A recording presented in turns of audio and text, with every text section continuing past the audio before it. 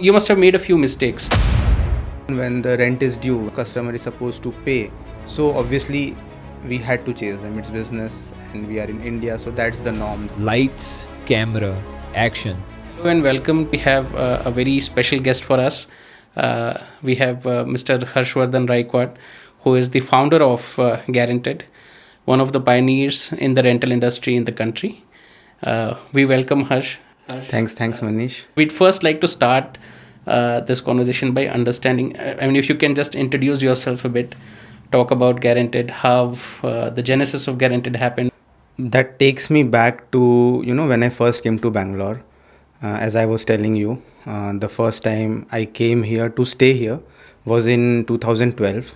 Fresh graduate out of IIT Kharagpur, my alma mater, and I was working as a consultant here in Accenture in 2012. We got this unfurnished house in Indranagar, like an independent house, and there were three of us: me, one of my co-founders, and one other friend from college. So we all three were bachelors, and as you know, that house owners of Bangalore will not trust their fully furnished property with bachelors like us.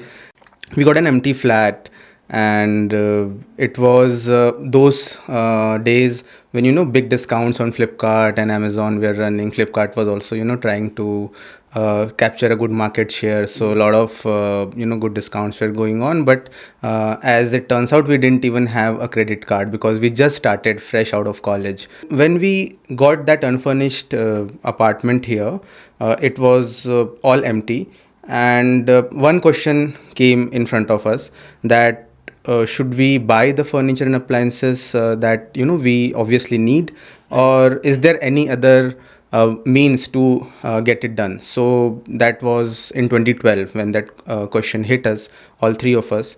And as it turned out, we were not sure how long we are going to be staying there, how long we are going to be in that particular job, how long we are going to be in Bangalore, because as I told you, I was a consultant, so I could be given another project, had to leave the city, and the same was the case with all my other flatmates.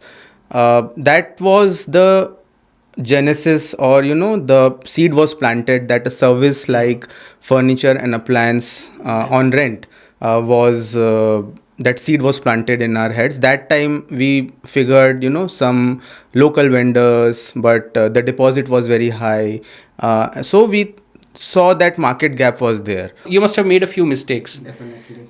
right? So, how, if you can just highlight some of those mistakes, and how did those mistakes help you shape your business in a way that you could grow the way you've grown today? So a lot of lessons along the way. The first and the foremost lesson that I have learned in my journey is you that your team is the most important ingredient.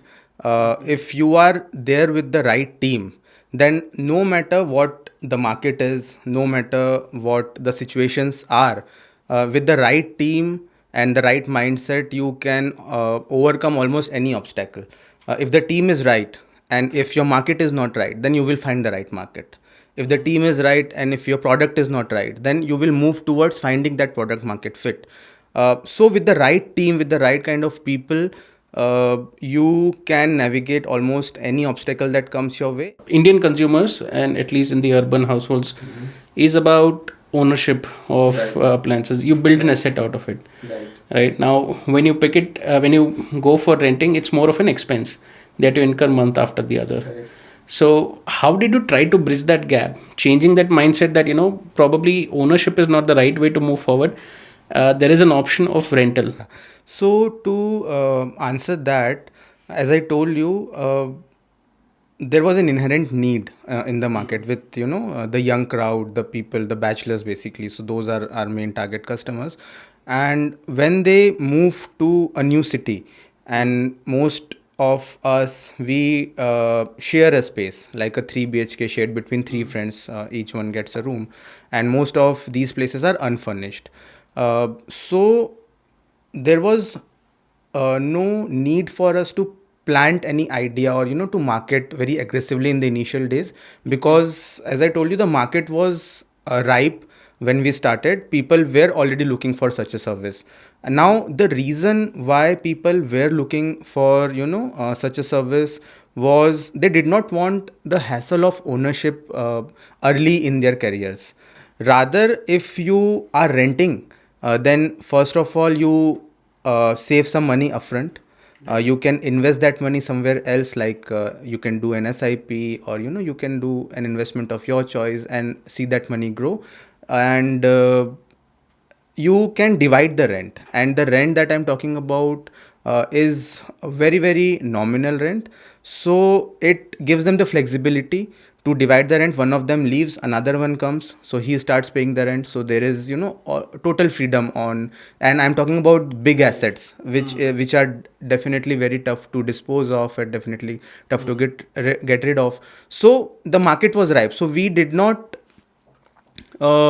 find a lot of challenge in finding the customers right early on the journey. In fact, I remember that when we made the website live and started experimenting with Google Ads back then in 2012, we were getting more orders than we can fulfill. Wow. So we were on the right side of things, like we were having a good problem to solve. Yeah, yes. That good demand is coming. So that was our experience early on. But to think of the challenges that you were asking, the main challenges that we faced was, this was a capital intensive and operationally very very intensive business. Yeah. To come and think of it, you first have to invest money in these assets. Upfront, yeah. Then only you can rent it. And we, being three young guys, three young graduates, we had like the three of us combined had a savings of 10 lakhs rupees back then, with which we started the business. And when we started putting that money into the assets, it was gone off in like 20 days. 20 days we put assets out on rent, and in 20 days we were back to our to the table, that how do we cater to this demand, from where do we raise the funds to fund these assets. As a young company with no balance sheet history, banks would not touch us, NBFCs would not touch us, no one will give us credit. So that was the main problem. The supply side was the main problem which we had to solve. If I may then understand, right, so since you built this model out and within 20 days, as you say, you had exhausted all the initial investment. So how did you then raise the funds? I mean, were you able to identify investors who could then support you on your journey? As a new or a young startup, a new company, or any new SME for that matter, the founders know that it is very tough to raise capital in this country. Especially the new businesses which do not have any history. And we, because the three of us were did not have any collateral or anything else, it was really tough for us to raise institutional funding at that point in time. As is the case with almost any new business. Only after you have a profitable balance sheet and a history of good revenue and good profits, you will get some credit from banks or NBFCs. And for us to invest in these asset classes, obviously we were trying to raise both equity and debt funds. Equity to grow the business, for marketing, for hiring the team, for building the technology behind it. So that was what the equity funding was all about, which we were trying to raise, which we eventually got 8 months later.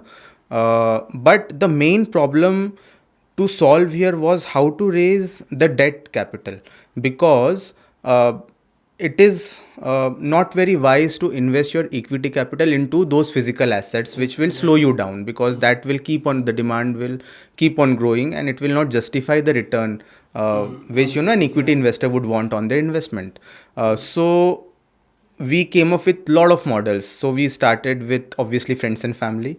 We told them that we have a good business model in place, and on these rental appliances and furniture you can make a good return on your investment. We will buy these assets on your name, and we will be sharing a healthy portion of the rental revenue that we earn to you. A lot of people signed up because the returns we were seeing and we were giving were good compared to what you generally earn in an FD or SIP mutual fund. So our returns were better compared, because this was a new asset class.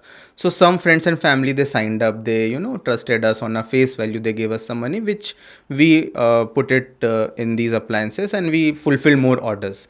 And then the turning point in this whole journey was when we raised capital from Kalari. That was in August 2016. So I still remember, I applied to one their the K Start, which was the seed funding arm of Kalari Capital. So I one day randomly, my co-founder Abhimanyu, he told me, why don't you apply? He sent me the link, so I applied, and we got selected. Now, when you start renting out, right, naturally, there are a lot of people who would like to rent out. Some of them may return the equipment in the right form or quality. Some of them may also end up stealing some of your equipment. Once that happened, how did you try to mitigate some of those challenges? Yeah, we discovered this problem early on when the rent is due, when the customer is supposed to pay. So obviously we had to chase them. It's business, and we are in India, so that's the norm, that for your payments you have to chase the customer. And it was not a service which we could stop from back end, since we are giving them furniture and appliances on rent, and that asset is now with them, and there is no hard deadline for them to pay on time, or there is no incentive. So this will be on the last priority, that furniture's rent will go in the last. So we always had issues with collecting the payments on time. Till date, we have like a separate payment collections or recovery team. That is a big part of our team, which we have to get the collections on time. And that was something that it is make or break for the business. So like any bank, any NBFC, the credit underwriting and keeping that default rate to a minimum is something that will make or break this business. Very interesting, right? So you touched upon two aspects, both of which deal with the accounts receivable side of it, right? On one end, there is a collections, which is once you rent it out, you need to collect. That is a challenge. But then on the other end is also the risk side of it, which can actually begin right before you rent it out, right? So assessing the credit worthiness of the consumers who are going to rent the furniture out.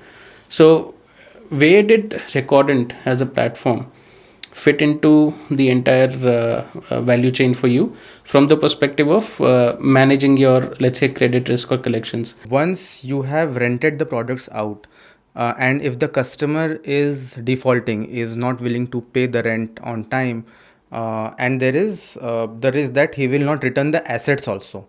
Once you have given the items to him, handed over the possessions to him, it is very difficult to recover. If he doesn't want to pay, it is really very difficult for us to recover. Even the legal frameworks, or the other frameworks for our industry will not work, because it's a physical asset which you have given. So it is very, very difficult for us to recover the assets and to recover the money back. So the only point where we can intervene or we can take a call is right before we deliver the order. We have tied up with Recordent long back to give us data around the credit rating or the credit history of our users, who not potential user, who have requested that I want these furniture and these appliances from you, and with their consent we can check their CIBIL, and we can check the other indicators that Recordent provides us, and that really helps us to take that call on the basis of these data points. So that mitigates our risk majorly. I will not say that mitigates the risk 100%.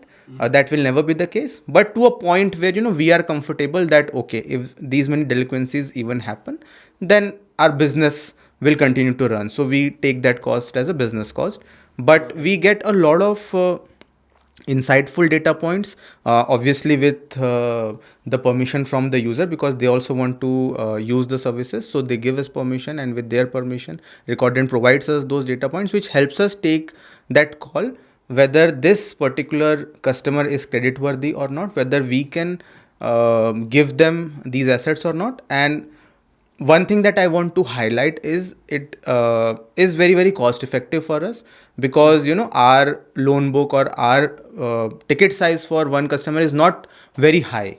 It will be in the range of 1500 to 2000 per month, which is also the reason why legal frameworks don't work, because such it for a ticket size, it does not make sense to hire a lawyer and go behind the customer, file a lawsuit and then get the recovery. So that is just financially not viable. And I think that is one of the main reasons why we have kept our default rate or credit delinquency rate to a very minimum. How important is it for, let's say, a middle-aged or a young entrepreneur, right, to understand that irrespective of what kind of business they want to build, technology is going to form the backbone through which they can build the business in a most resilient way? In today's age, I think it is almost impossible for you to build something meaningful without the use of technology. And with the rise of AI and how it is unblocking, is destroying all the barriers, the language barrier, all the barriers that could be there in adoption of technology, is just mind blowing. So obviously, to all the entrepreneurs out there, especially who are not very comfortable with technology right now, or from a non-technical background, I would like to say that to build anything which is scalable, which will create a big impact, technology has to be at the center of it. And with how things are moving in the direction, I think it will give them a good level playing field with the technical people. Now we have tools, where even the non-coding people can build apps, can build websites, can build, so now everyone is on that level playing field with AI coming into picture. We've had a great conversation. It's been amazing to hear about your journey, Harshwardhan. I think you've done a fantastic job.